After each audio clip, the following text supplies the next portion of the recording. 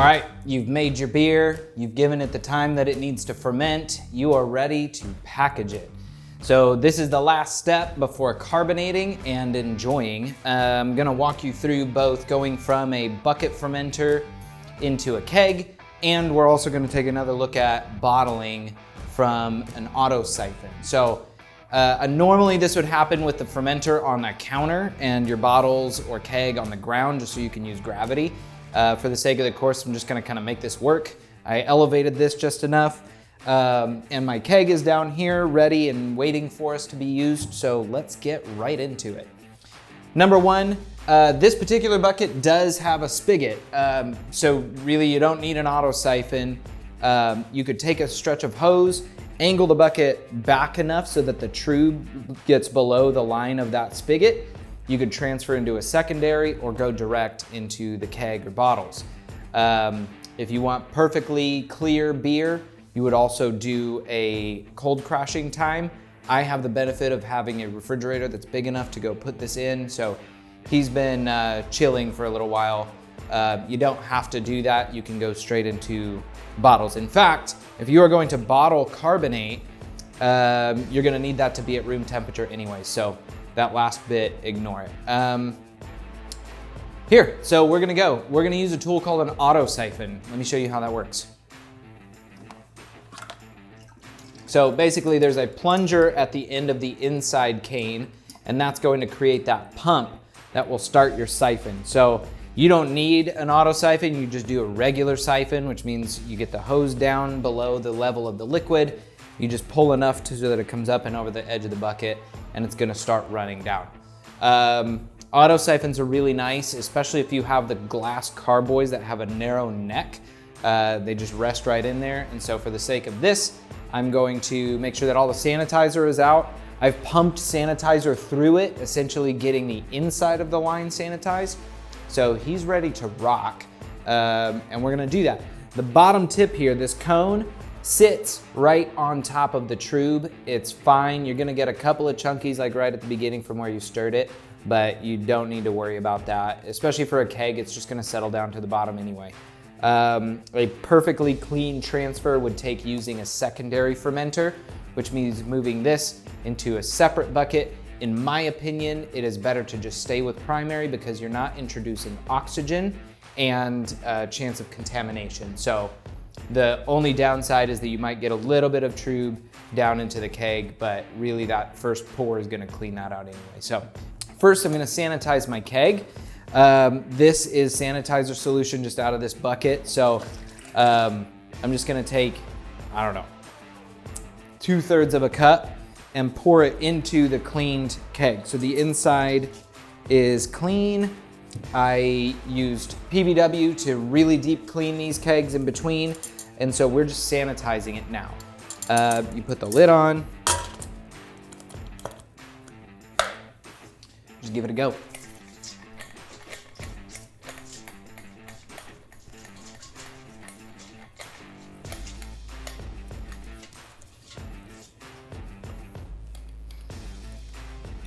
Vent it.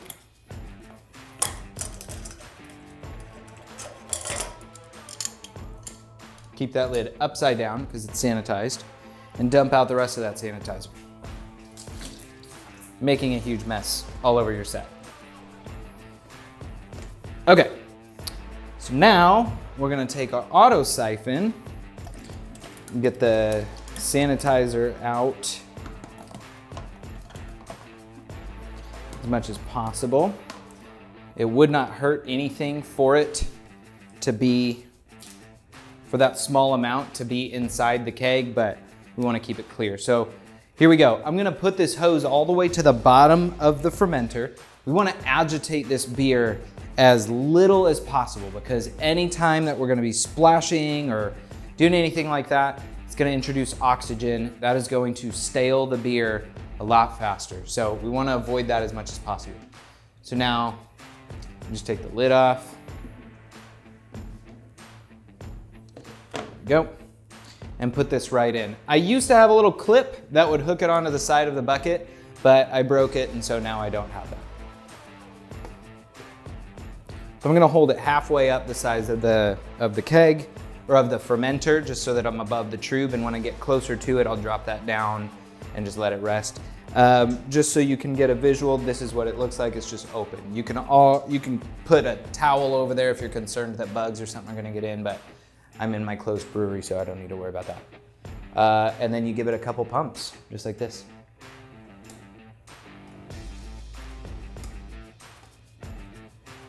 There we go. Our flow has started. This is good, you can see that going. It's nice and clear. This was the red ale that we make, and true to form, that is a beautiful color. So I'm gonna gently rest this down in the bottom. So you saw some cloudiness come out, but that has stopped already. So I'm satisfied with that. It's not pulling a bunch of yeast. So we're gonna do that. I am going to pause this process and show you bottling again, and then I'm gonna return to that. So for bottling, we use a nifty bottling cane. It's essentially a spring-loaded mechanism here. So when I push this down into the bottom of the bottle, it's going to open up the valve and let beer flow through this. What it's also going to do is when I remove it, give me the perfect amount of headspace at the top of the bottle. So for bottle carbonating, we're gonna use these sugar priming drops. Otherwise, you could add a specific amount of sugar into the fermenter before you do this transfer, mix it around a little bit and do that. And then, so I'm gonna put one of each of these so I do not forget. And then you'll see the capping process, which is very simple. For this, I'm also gonna use this Autosyphon. So I'm gonna pull this out. Everything has been sanitized, my hands, the bottling cane, these bottles.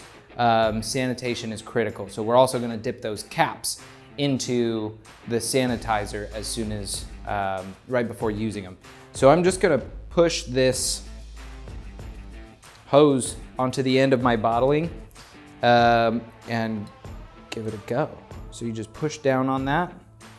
My siphon slowed a little bit. Let me show you what I'm doing over here.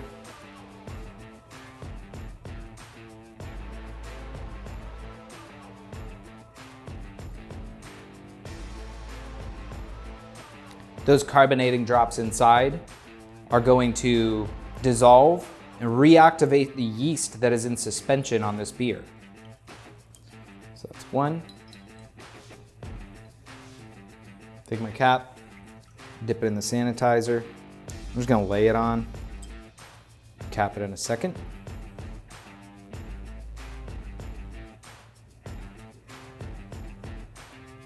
It's a really simple process. Once you understand the basics of sanitation, you're gonna be fine. It's a very zen process, and I actually involve my kids when I do this usually. They like helping. So they'll be like sanitizing the bottle or rinsing it off after I'm done in case there's beer on the outside. It's kind of a cool little thing that we do. All right, so last cap. Now I'm gonna return this hose so that we can complete the transfer into the keg. In a keg, you're not going to be, you can sugar carbonate by adding a certain amount of sugar into the keg and then letting it naturally carbonate at room temperature. I use CO2, so I'm gonna force carbonate this beer. I can put it on 12.5 PSI and just leave it there for 2 weeks. I can put it to 45 PSI and leave it for 24 hours, back it off, put it at 12 and then let it finish. So there's various methods of force fermenting or of force carbonating, and it really, you'll dial in your system and how you like to use it, and just kind of learn your process. So here, this the bottle caps are on there. This has the magnet. You just go right onto the top, grab it. Now this bottle is sealed.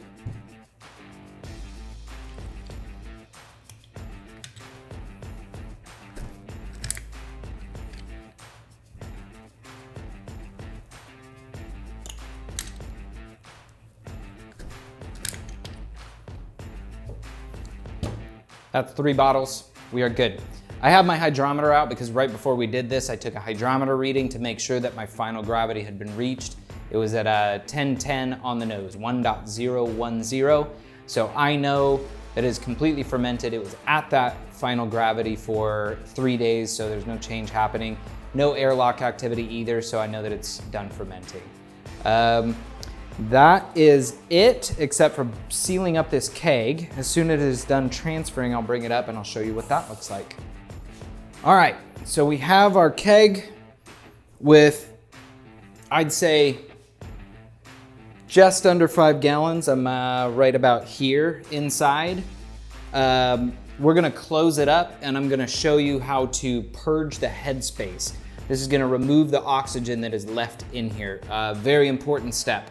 If you have access to CO2, do not skip this step. If you don't, then it is what it is, but if you're kegging, you probably have CO2 because that's how you dispense it, unless you're using a manual pump, which is kind of a pain. So, very basic kegging setup is a CO2 cylinder with a regulator. I use a dual regulator just because I'm doing stuff all the time in the brewery. Say I'm transferring out of one of the fermenters and I'm trying to purge something else.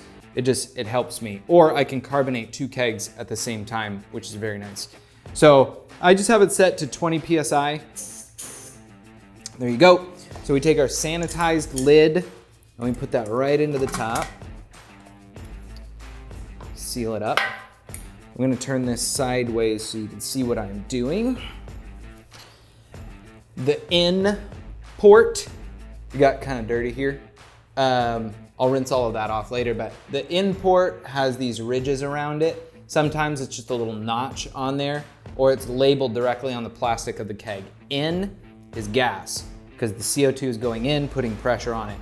Out, that's your liquid. There's a dip tube that goes all the way down to the bottom. I'm just gonna connect this to the in, and you're gonna hear it hiss.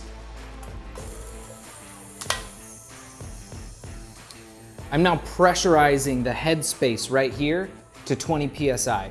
That number is arbitrary. You could do 10, you could do 15. I just like 20 because it lets off a solid burst. So the idea here is I'm gonna pull the vent on the top, so the pressure relief valve, and let that 20 PSI of CO2 and oxygen out. It's gonna replace it with CO2. I'm just gonna do that a few times. So the idea here is I'm just venting out as much oxygen as I possibly can. That will extend the shelf life of this beer and extend its flavor.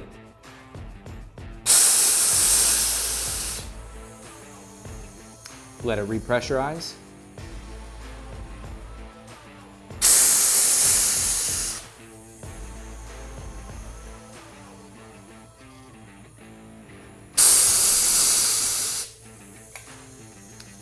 I'm satisfied with that.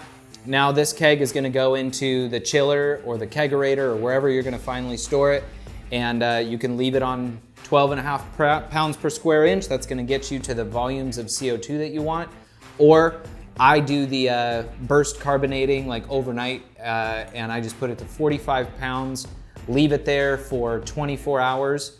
I'll come back, remove the gas, depressurize it because it's still 45 pounds of it. Depressurize it, set this regulator to serving pressure, so 12.5, and then put the gas back on. And that basically, it just forces that CO2 into suspension a lot faster, and I can do that overnight. One note, get this cold, so to the temperature that you're gonna be serving it at before trying to carbonate. That will help the CO2 absorb. CO2 wants to absorb into cold liquid much more readily than it does into warm liquid. So that's about all you need to know about kegging and transferring out of a bucket. It's a pretty simple process. Now you just need to clean up, make sure everything is ready for the next brew day.